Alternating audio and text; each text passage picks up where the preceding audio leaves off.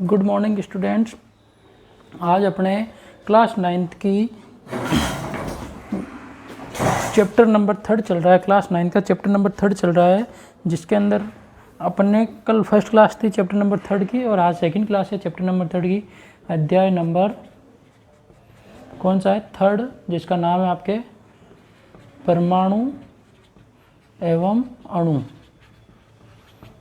English में कहें तो इसको एटम एंड मॉलिक्यूल,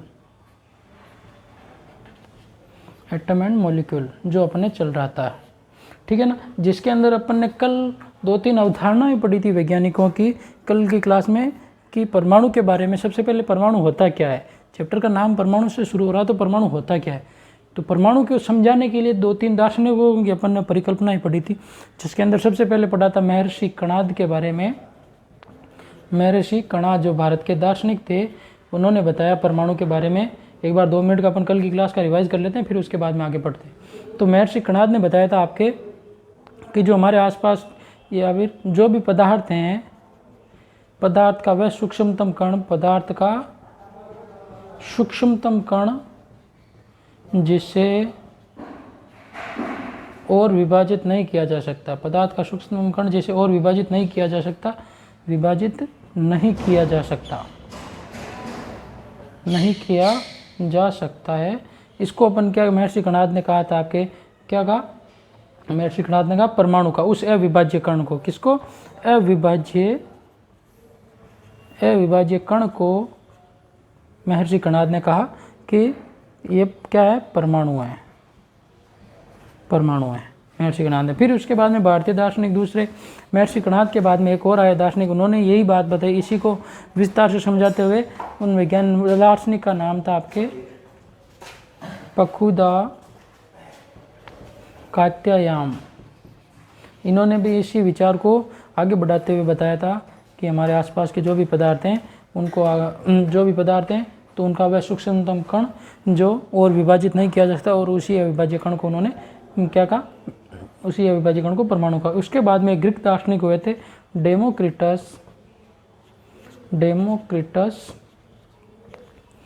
एवं लियोसिपस। डेमोक्रिटस और लियोसिपस, इन्होंने भी इसी धारणा का क्या कहा?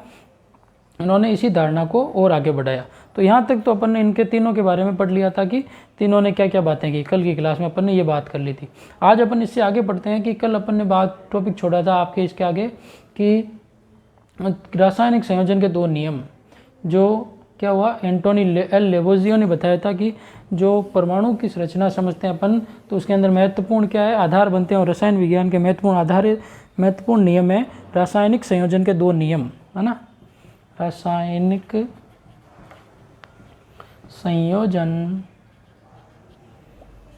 संयोजन के नियम, रासायनिक संयोजन के नियम की बात कर रहे थे अपन, जिसके अंदर 2 नियम है अपन को पढ़ने हैं, जो एंटोनी लेवोजियो ने बताए थे।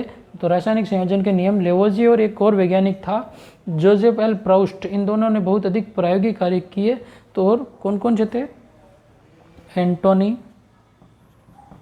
एंटोनी एल लेवोजियो, और दूसरा था आपके एक और जोसेफ वैज्ञानिक थे, जोसेफ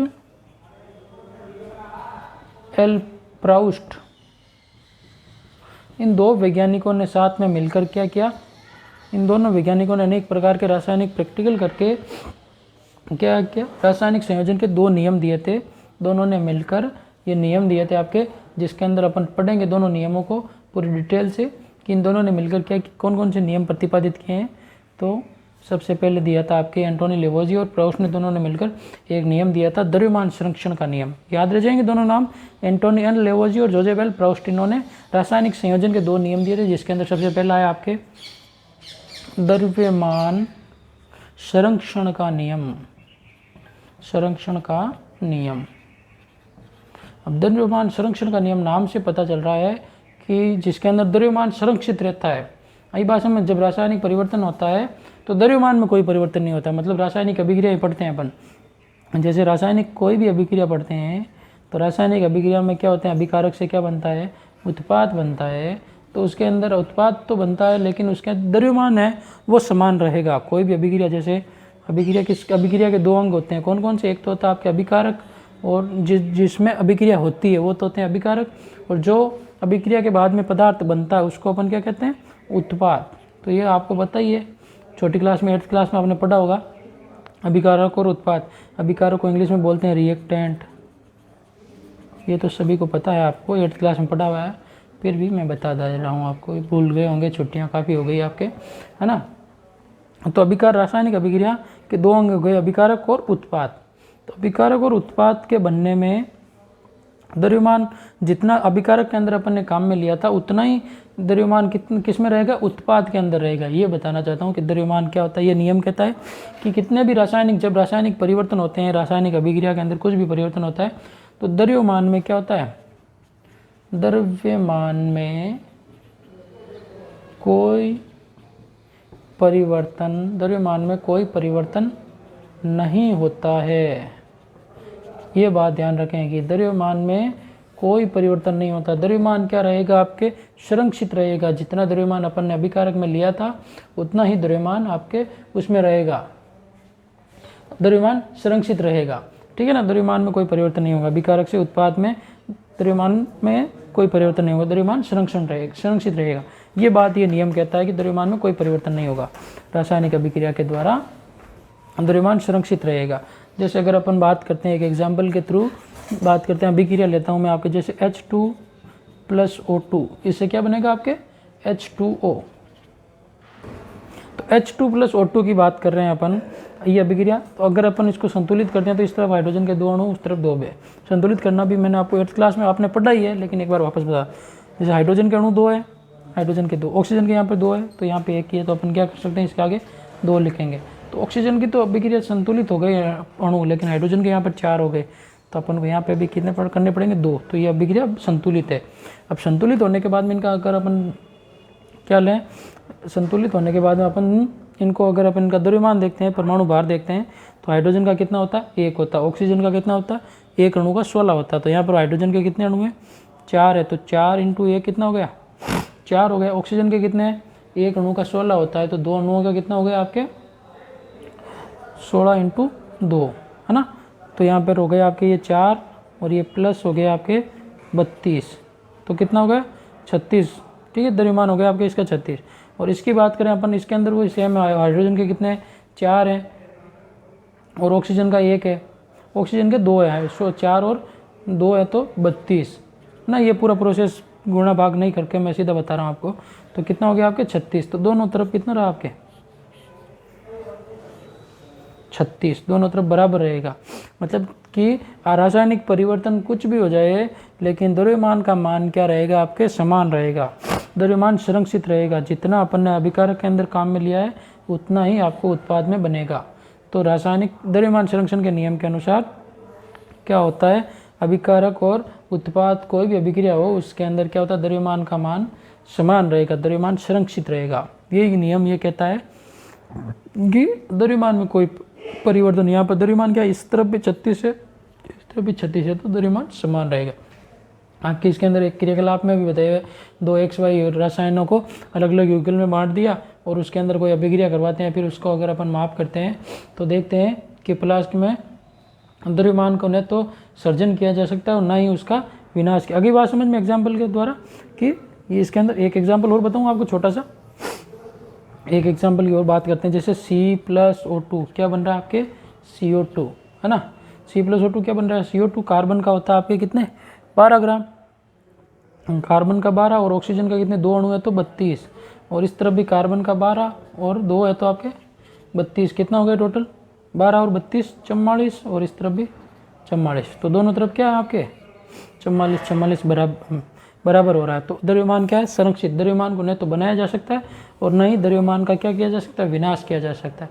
तो ये नियम कहता है, इस नियम के अनुसार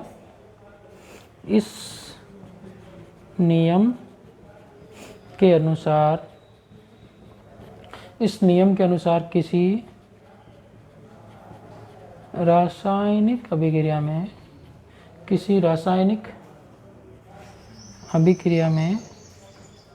इस नियम के अनुसार किसी रासायनिक अभिक्रिया में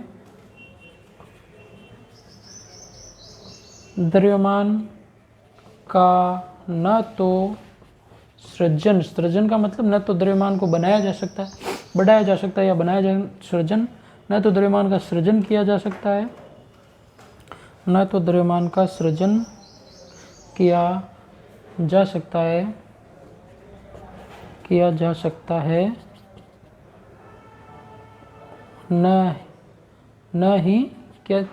न ही विनाश किया जा सकता है।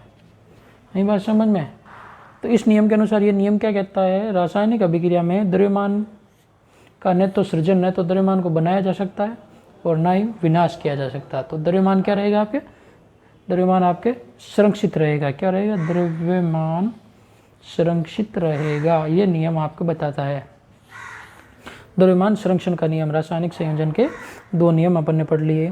पहला नियम पढ़ा द्रव्यमान संरक्षण का, जिसको अपन ने एग्जाम्पल के द्वारा समझ लिया कि द्रव्यमान संरक्षित रहेगा। अगला है आपके रासायनिक संयोजन का दूसरा नियम है स्थिर अनुपात का नियम। क्या है, नंबर 2 आपके स्थिर अनुपात। स्थिर का मतलब एक जैसा है ना, कोई परिवर्तन नहीं। स्थिर अनुपात का नियम। तो दूसरा नियम हो गया आपके स्थिर अनुपात का नियम। स्थिर अनुपात के नियम की बात करें अपन, तो ये भी अपन ने आपके जो वैज्ञानिक ने अपन ने बात की, लेवोजी और अन्य वैज्ञानिकों ने इस नियम को बताया और इसमें प्रकाश डाला कि कोई भी दो या दो से अधिक तत्व से यौगिक क्या होता है आपके, ये अपन ने पहले ही बात कर ली, 2 या 2 से अधिक तत्वों से निर्मित होता है। तो इस प्रकार प्राप्त यौगिकों में इन तत्वों का अनुपात क्या रहता है आपके, स्थिर रहता है, चाहे वे किसी स्थान से प्राप्त किया हो, अतः किसी ने भी इसे बनाया हो। तो मतलब क्या होता है इसका कि स्थिर अनुपात का मतलब है कि जो यौगिक है, यौगिक की परिभाषा अपन ने पढ़ ली। यौगिक क्या होता है, 2 या 2 से अधिक तत्वों से निर्मित होता है। निश्चित अनुपात में अगर अपन 2 या 2 से अधिक तत्वों को मिलाते हैं, निर्मित होता है, 2 या 2 से अधिक तत्वों से निर्मित होता है। तो इस प्रकार से निर्मित हुआ है, तो उनके अंदर क्या होगा, उन तत्वों का अनुपात क्या रहेगा आपके, स्थिर रहेगा। तत्वों का अनुपात स्थिर रहेगा। यौगिक, जैसे यौगिक का एक मैं एग्जांपल लूँ आपके, वो यौगिक जैसे आपके जल क्या है, एक यौगिक है H2O, जल, ये क्या है, एक यौगिक है। अब यौगिक का इसका अनुपात क्या रहेगा आपके, ये अनुपात रेशियो फिक्स रहेगा। मतलब जल का भी अपन ने बात की कि जल के अणु, ऑक्सीजन का तो आपके कितना होता है परमाणु भार, अणु का 16 होता है। हाइड्रोजन का कितना होता है, 1 होता है। कार्बन का कितना होता है, 12 होता है, ये अपन ने बात की। नाइट्रोजन का कितना होता है आपके, 14 होता है परमाणु भार, है ना। इस प्रकार से तो जैसे जल एक यौगिक है। अभी स्थिर अनुपात द्रव्यमान के नियम में तो अपन ने पढ़ लिया कि द्रव्यमान संरक्षित रहता है। स्थिर अनुपात में क्या रहता है, यौगिक का 2 या 2 यौगिक किससे मिलकर बनता है, तत्वों से। तो तत्वों का अनुपात क्या रहेगा, उस यौगिक में अनुपात स्थिर रहेगा। जैसे मैं जल की बात करूं तो जल के अंदर यहाँ पे इसका अनुपात क्या आएगा आपके, जैसे जल के अंदर आपके अनुपात आएगा, हाइड्रोजन के यहाँ पर कितने अणु हैं, 2 अणु हैं, तो 2 × 1 कितना हो जाएगा, 2 हो जाएगा। और ऑक्सीजन का कितना आपके अनुपात है, ऑक्सीजन का 1 है तो 16 है, तो ये आपके 2:16। ये इसको अगर अपन काटें तो क्या आ जाएगा आप 1:8। तो ये आपके क्या होएगा, जल के अणु के अंदर अनुपात 1:8 ही आएगा। जल के अणु का अनुपात फिक्स है, ये स्थिर है, कभी भी अपन देख के निकालेंगे तो जल के अणु का अनुपात क्या रहेगा आपके, समान रहेगा, 1:8। तो तत्वों का अनुपात क्या रहेगा आपके, स्थिर रहेगा। इसी प्रकार एक एग्जांपल और लेते हैं, जैसे मैं अमोनिया की बात करूं, अमोनिया का सूत्र क्या होता है, NH3। अमोनिया का सूत्र क्या हो गया आपके, NH3। अब अमोनिया का सूत्र तो हो गया NH3। अब NH3 के अंदर नाइट्रोजन का परमाणु भार कितना होता है, ये अभी मैंने लिखा आपके, कितना, 14। हाइड्रोजन के अणु कितने हैं यहाँ पर, 3 है, तो 3 × 1 कितना हो जाएगा, 3। तो अमोनिया का ये अनुपात क्या रहेगा आपके, हमेशा 14:3 समान रहेगा, ध्यान रखें। और पूरे जल का क्या हो जाएगा, 9 ग्राम आपके क्या हो जाएगा, जल का पूरा भार कितना हो गया, 9 ग्राम। और अमोनिया का कितना हो गया आपके, 17 ग्राम, है ना। तो ये भी आप ध्यान रखें, ये फिक्स रेशियो रहता है इसका, 14:3। तो इसमें नाइट्रोजन का तो ये हो गया आपके 14 और ऑक्सीजन हाइड्रोजन का हो गया आपके 3, तो दोनों के 14 जोड़ते हैं अपन तो 14 + 3 कितना हो गया 17 ग्राम हो गया आपके अमोनिया का भार द्रव्यमान। तो इस प्रकार से किसी भी यौगिक का क्या रहेगा, आपके जो अनुपात है वो समान रहेगा। द्रव्यमान संरक्षण का नियम यही कहता है कि इस नियम के अनुसार अगर अपन बात करें, जिसे अपन क्या उदाहरण के अनुसार अपन ने देख लिया, दोनों एग्जाम्पल लिया होगा, एक तो जल का एग्जाम्पल ले लिया, एक अमोनिया का एग्जाम्पल ले लिया, तो इसके अंदर क्या हो गया आपके अनुपात समान है। कोई भी आप स्रोत से अमोनिया को आप किसी भी स्रोत से निर्माण करें, कैसे भी अपन अमोनिया का निर्माण करेंगे तो इसका फिक्स रेशियो तो यही आएगा। इस अनुपात से निश्चित अनुपात का नियम भी कहते हैं। इसको अपन क्या कहते हैं, स्थिर अनुपात के नियम को निश्चित अनुपात का नियम भी कहते हैं इसको, ये भी ध्यान रखें आप। स्थिर अनुपात के नियम को क्या कहते हैं अपन, निश्चित अनुपात का नियम भी कहते हैं। और प्राउस्ट ने इस नियम को इस प्रकार व्यक्त किया है कि इसकी परिभाषा लिखूं मैं आपको तो मिटा दूं अमोनिया। इस नियम की मैं जैसे मैंने उसके लिखी कि द्रव्यमान को न तो सृजन किया जा सकता है, न ही विनाश किया जा सकता है। तो उसी प्रकार स्थिर अनुपात के नियम का है नियम किसी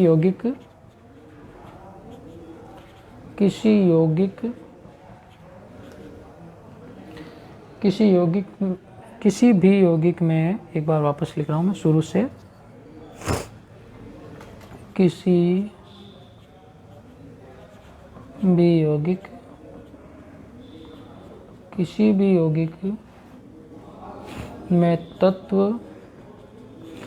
यौगिक में तत्व सदैव, ये ध्यान रखना आपको, किसी भी यौगिक में तत्व सदैव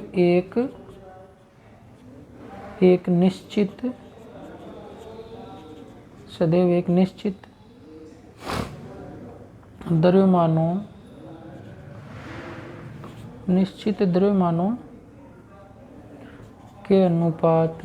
द्रव्यमानों के अनुपात में विद्यमान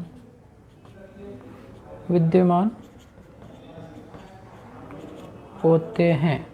तो आगे बात समझ में कि स्थिर अनुपात या निश्चित अनुपात का नियम प्राउस्ट के अनुसार क्या है, किसी भी यौगिक में तत्व सदैव एक निश्चित द्रव्यमानों के अनुपात में क्या होंगे, विद्यमान होंगे, उपस्थित होंगे। जैसे अपन ने बात कर ली जल एग्जाम्पल की बात कर ली, एग्जाम्पल हो गया जल है, जिसके अंदर क्या होता है 1:8 अनुपात रहता है। अमोनिया की बात कर ली अपन ने, क्या रहता है आपके 14:3 रहता है ना।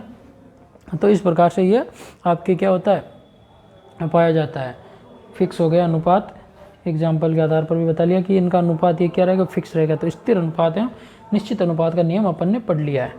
अब आगे ये दो रासायनिक संयोजन के 2 नियम पढ़ लिए। पहला तो अपन ने पढ़ा द्रव्यमान संरक्षण का नियम, है ना, और दूसरा ये आपके सामने लिखा हुआ स्थिर अनुपात का नियम।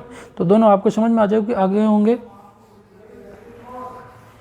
अब अपन आगे बात करते हैं इसकी, आगे चलते हैं। रासायनिक संयोजन के नियम के आगे है आपके जॉन डाल्टन का नियम। क्या है आपके, ये जॉन डाल्टन ने क्या बताया था आपके परमाणु के बारे में। अपन परमाणु के बारे में भी पढ़ लें। तो सबसे पहले तो एक वैज्ञानिक हुए थे, कल भी मैंने आपको जिक्र किया था, जॉन डाल्टन। तो जॉन डाल्टन की अगर अपन बायोग्राफी बात करते हैं तो इनका जन्म हुआ था आपके इंग्लैंड के एक गरीब जुल्हा परिवार के अंदर, सन 1766 में, सन 1766 में इंग्लैंड के एक जुल्हा परिवार में हुआ था। और इन्होंने रसायन शास्त्र और भौतिक शास्त्र पढ़ाना शुरू किया था और एक परमाणु सिद्धांत भी दिया था परमाणु के बारे में। तो इन्होंने जो अपन ने भारत के जो दार्शनिक हुए थे, उन्होंने बताया था ना कि जो अविभाज्य कण होता है, जो अविभाज्य कण होता है, उस अविभाज्य कण को ही क्या कहा था, अविभाज्य कण को क्या कहा था, परमाणु कहा था। जो अपन ने कल की क्लास में पढ़ा था, किसके बारे में, महर्षि कणाद के द्वारा, पकुदा कात्यायन के द्वारा, डेमोक्रिटस यूलिपस के द्वारा। तो जो उन्हीं को इन्होंने प्रयोगात्मक रूप से बताया। जॉन डाल्टन के अनुसार अगर मैं बात करूं आपके, तो परमाणु की परिभाषा क्या है, जॉन डाल्टन का परमाणु सिद्धांत है। उसके अनुसार क्या है आपके, जॉन डाल्टन के परमाणु सिद्धांत के अनुसार क्या बताया इन्होंने, सभी द्रव्य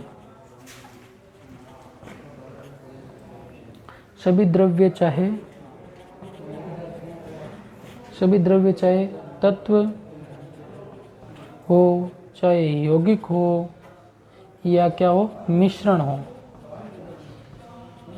तत्व यौगिक चाहे मिश्रण हो, तो मिश्रण हो सूक्ष्म कणों से बने होते हैं, सूक्ष्म कणों से बने होते हैं जिन्हें अपन क्या कहते हैं, जिन्हें अपन परमाणु कहते हैं। तो जॉन डाल्टन के परमाणु सिद्धांत के अनुसार क्या है, सभी द्रव्य के अंदर सभी आगे आपके तत्व आगे, जैसे hydrogen, helium, lithium, beryllium, boron, carbon, hydrogen, oxygen, fluorine, neon, sodium, इस प्रकार से जो भी तत्व हैं। यौगिक जैसे अपन ने बात कर ली, यौगिक के अंदर जिसमें 2 या 2 से अधिक तत्वों को निश्चित अनुपात में मिलाया जाता है उसको यौगिक कहते हैं, और मिश्रण 2 या 2 से अधिक तत्वों को अनिश्चित अनुपात में मिलाते हैं उसे अपन मिश्रण कहते हैं। तो ये सभी जो बने हुए होते हैं यौगिक तत्व, मिश्रण जो भी, तो ये सभी किससे बने होते हैं, सूक्ष्म कणों से बने होते हैं, जिन्हें अपन क्या कहते हैं, परमाणु कहते हैं। ये किसने बताया, आपके जॉन डाल्टन के परमाणु सिद्धांत में ये बात बताई गई है। और जॉन डाल्टन ने परमाणु को निम्न प्रकार से भी समझाया है, तो वो कौन की परिभाषा आ गई समझ में, जॉन डाल्टन के अनुसार। और इसने निम्न प्रकार से विवेचना की है जॉन डाल्टन ने परमाणु सिद्धांत की, जो 5-7 पॉइंट है वो अपन देखते हैं। सभी द्रव्य, पहला है आपके सभी द्रव्य का मतलब पदार्थ, सभी द्रव्य किससे मिलकर बने हुए होते हैं, परमाणुओं से निर्मित होते हैं। ये बात पहला पॉइंट, परमाणुओं से निर्मित होते हैं, सभी द्रव्य परमाणुओं से निर्मित होते हैं, पहली बात। तो ये तो आपको पता है, समझाने की बात नहीं कि सभी जो अभी परिभाषा में बढ़ी। फिर दूसरा पॉइंट है इसके अनुसार कि परमाणु अविभाज्य सूक्ष्मतम कण होते हैं, जो रासायनिक अभिक्रिया में न तो सर्जित होते हैं और न ही विनाश होता है। तो परमाणु अविभाज्य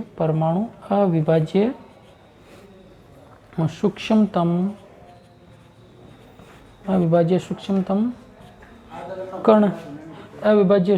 कण होते हैं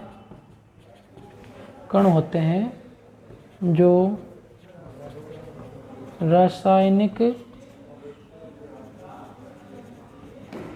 रासायनिक अभिक्रिया द्वारा अविभाज्य सूक्ष्मतम कण होते हैं जो रासायनिक अभिक्रिया में न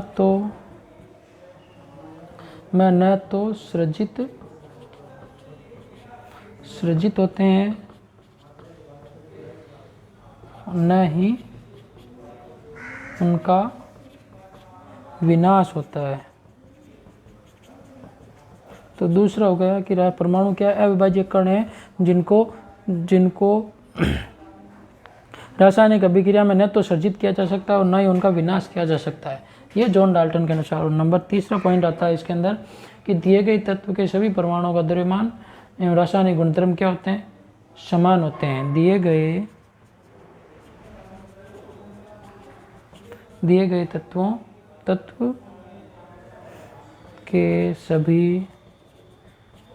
तत्व के सभी गुणधर्म, सभी परमाणुओं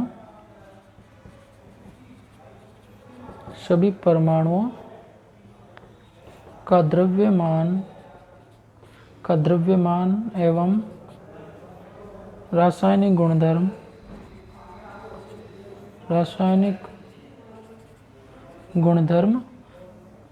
रासायनिक गुणधर्म भिन्न भिन्न होते हैं। क्या एक दिए गए तत्व के सभी परमाणुओं का द्रव्यमान एवं रासायनिक गुणधर्म क्या होता है, समान होते हैं।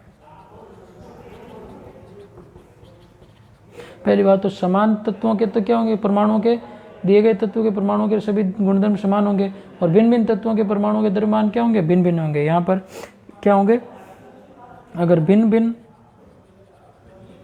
भिन्न तत्वों के परमाणु, भिन्न तत्वों के परमाणुओं के द्रव्यमान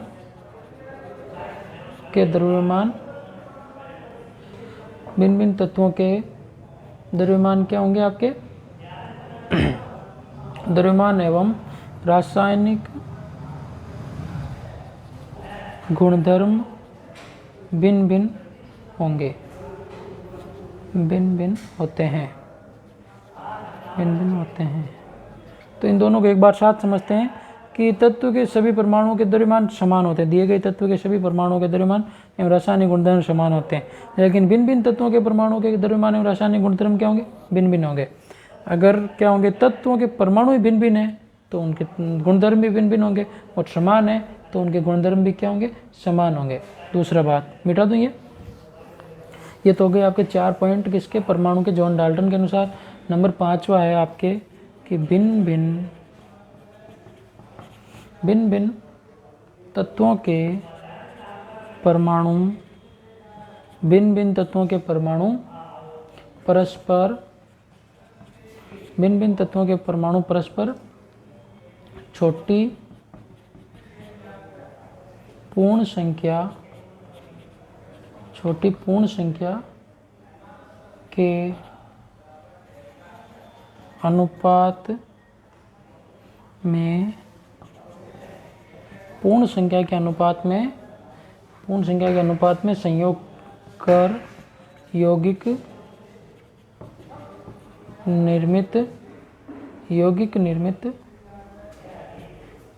निर्मित करते हैं।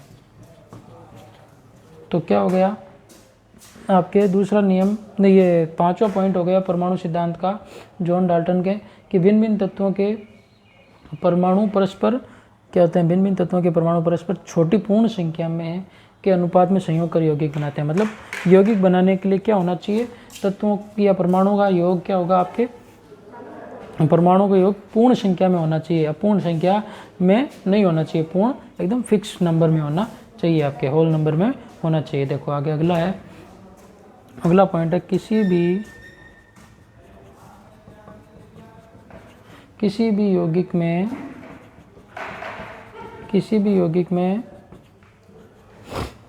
परमाणुओं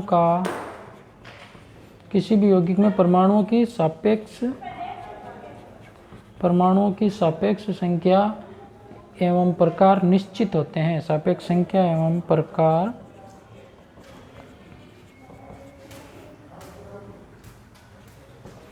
सापेक्ष संख्या, परमाणु की सापेक्ष संख्या एवं प्रकार निश्चित होते हैं।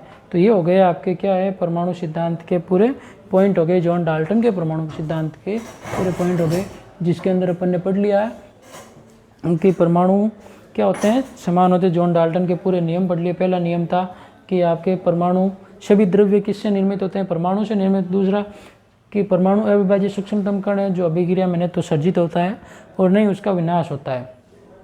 फिर उसके बाद में दिए गए तत्व के सभी परमाणुओं के द्रव्यमान और रासायनिक गुणधर्म समान होते हैं, और भिन्न भिन्न तत्वों के परमाणु के द्रव्यमान और रासायनिक गुणधर्म भी भिन्न भिन्न होते हैं। कि भिन्न भिन्न तत्व होंगे तो द्रव्यमान और रासायनिक गुणधर्म समान होंगे, और समान तत्व होंगे तो उनके परमाणु के गुणधर्म भी समान होंगे, और इनका संयोग करते हैं तो क्या होंगे, पूर्ण संख्या के और पूर्ण संख्या में निश्चित अनुपात में संयोग करते हैं, और परमाणुओं की सापेक्ष एवं निश्चित अनुपात भी क्या होते हैं, निश्चित होते हैं। तो इससे संबंधित अपन ने पूरी बातें कर ली। अच्छा ओके, तो आपके आज की क्लास में अपन ने पढ़ लिया, पहले तो 2 नियम पढ़ लिए रासायनिक संयोजन के। पहला नियम अपन ने पढ़ा, रासायनिक संयोजन का पहला नियम पढ़ लिया था द्रव्यमान संरक्षण का नियम, और दूसरा पढ़ लिया अपन ने रासायनिक संयोजन का नियम।